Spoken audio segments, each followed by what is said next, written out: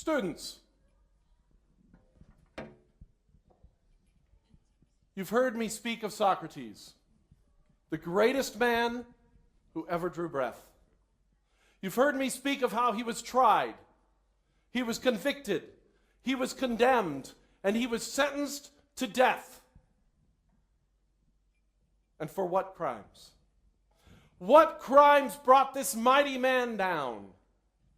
What crimes, what teaching so terrified the council that they sought to have this man, the man who brought all of us so much insight, executed? It's ironic. It's a common enough phrase among philosophers. Here at the Academy, we've discussed it many times. The word logos.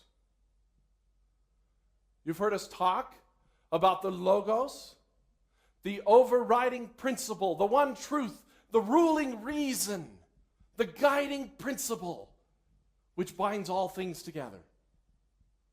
It's common enough today, but this is precisely the words for which Socrates was murdered by the state. Let's think, what were these radical proposals he made? What were the propositions he spoke of? What did he really suggest? It is an indication of the confusion that the council had that Socrates was condemned and convicted of both atheism, believing in no God, and the crime of corrupting young men with the influence of foreign gods. What did he really believe? Socrates dared to suggest that there may be more to this world than the fads and the fashions and the temporary ideas that come and go.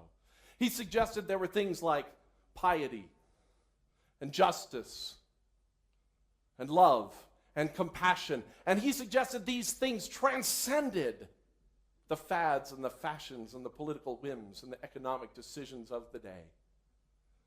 He furthermore suggested that these things, being universal, must have one source. And he dared to suggest that such things could only come from one God instead of many. He said the Zeuses and the Apollos of our day behaved more like glorified humans than any transcendent being. He said that they simply reveled in the same fads and fashions and fickleness that we revel in. And he dared to suggest that the source of justice and piety had to be transcendent, had to be beyond the relative morals of the day. And he suggested one God. He furthermore suggested that if this God were truly a God of justice and love, if he were the source of all beauty, that he would want to communicate and reveal himself to us. This is what Socrates said.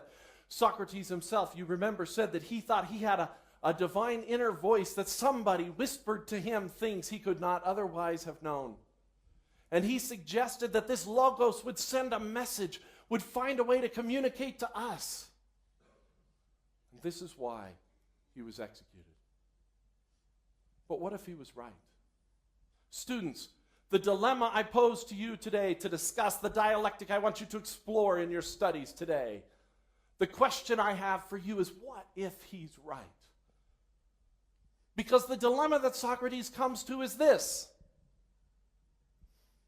There are many disciples of Socrates. Some of you are Stoics, and you believe that, like God, we must remain untouched. We must be transcendent, but we can't be. Some of you are Epicureans, and you believe that we must embrace life and at the same time seek the eternal truth that leads only to eternal happiness. But only Socrates himself dared to suggest that one unknown, matchless, indefinable, constant, unchanging, perfect God would somehow overcome his transcendence to speak directly to us. And that is the dilemma, students.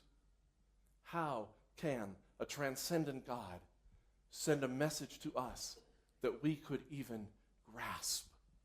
Is it even possible?